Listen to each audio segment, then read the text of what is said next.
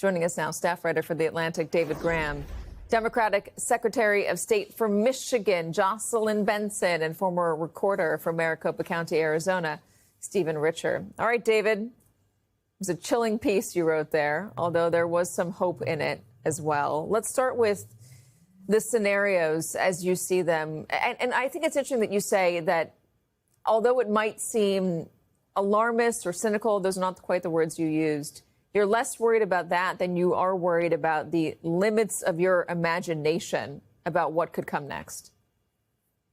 That's right. I mean, I think it's important to remember that 5 years ago, nobody expected something like Trump's sustained effort to overturn the 2020 election.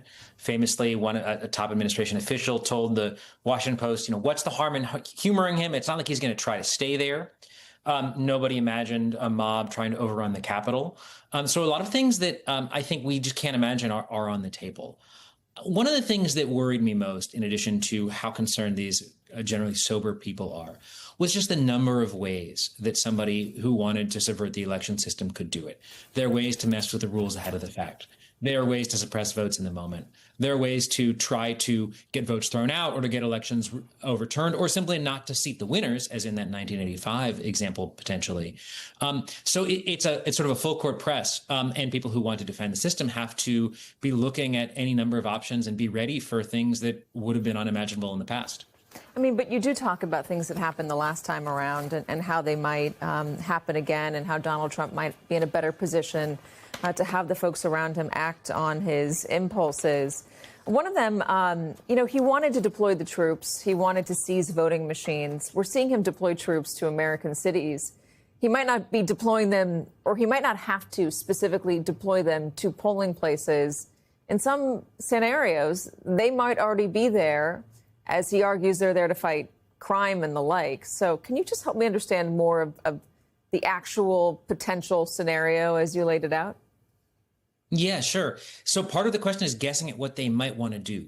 And Cleta Mitchell, who is an influential lawyer who is close to the White House and very involved in election issues, has said recently, she said, that Trump might need to call in a national emergency to protect sovereignty and seize control of the voting system.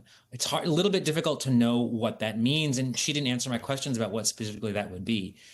The law prevents calling out troops or armed men in general, according to the language, to the polls, federal troops or federal law enforcement. But if you put those people in the streets already, whether that's, the sort of operations we're seeing in major cities or the ones that we're seeing threatened in other major cities, you're going to have troops already there by the time the election rolls around. And people are going to be, if not used to it, it's going to be something they don't react to as a sort of frantic escalation.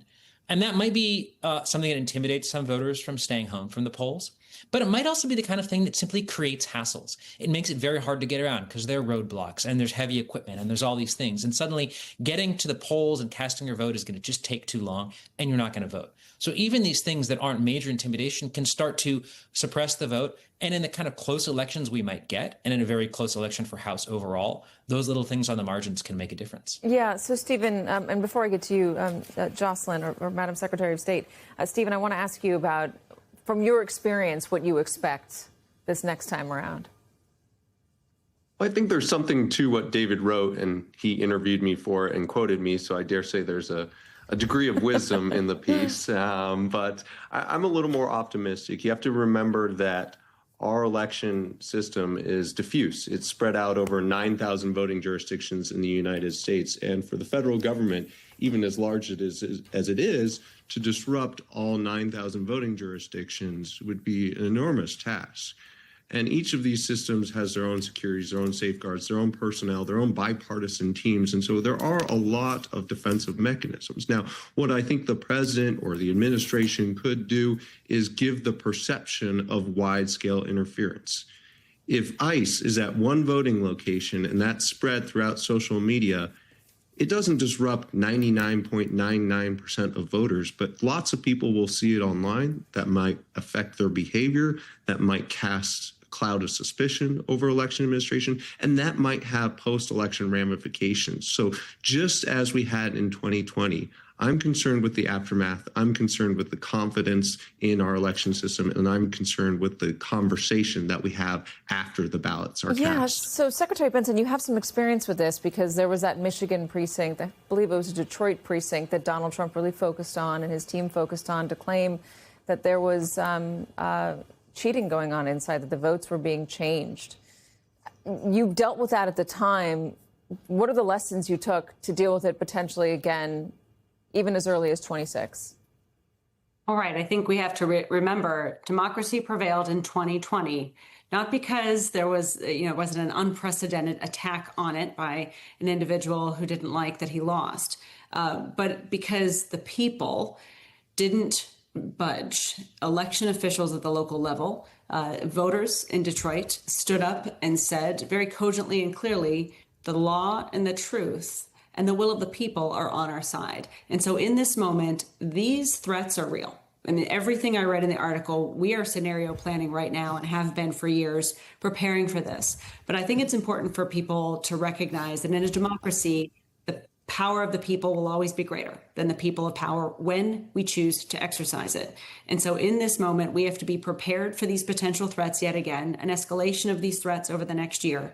But at the same time, we cannot forget that our local election officials, our secretaries of state, our state officials, governors, attorneys general as well, and in addition to that, the people on the ground, if we stay rooted in the truth and the law and our Constitution and in our power, in our democracy, that's our way out of this. And that's what we found in standing up in 2020 to protect our election results successfully. I see that, and I take that as valuable, yes, making sure that people stand up and exercise their rights. But there's also potentially, and David lays this out, and it's just a potentially, it's not anything that we know to be happening.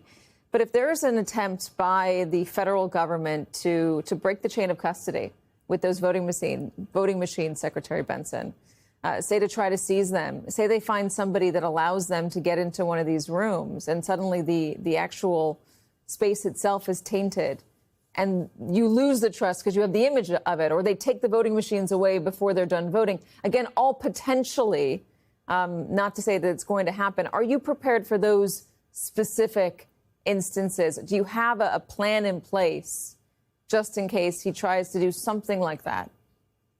We do. We actually hold scenario planning exercises all around the state in all 1,500 jurisdictions here in Michigan, where we work with law enforcement locally, election officials locally, as well as first responders to play out all of these scenarios.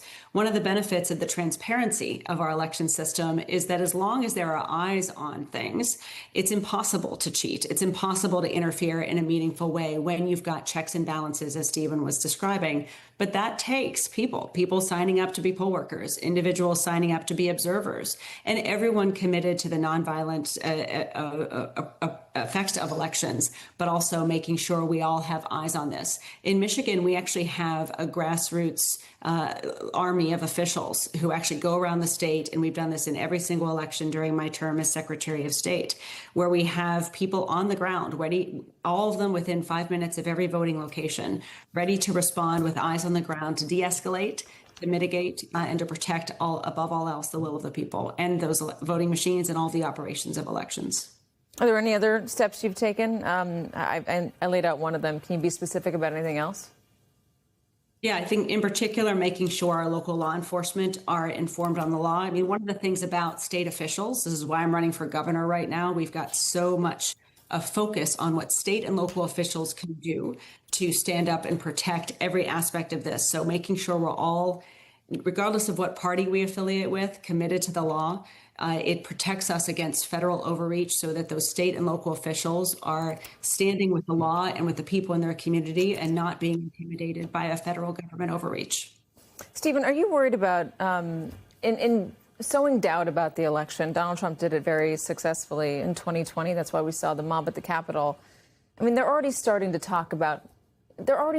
seems, to plant some seeds that they could potentially use if they need to, should Republicans not win in 2026, should Donald Trump lose the House or even the Senate.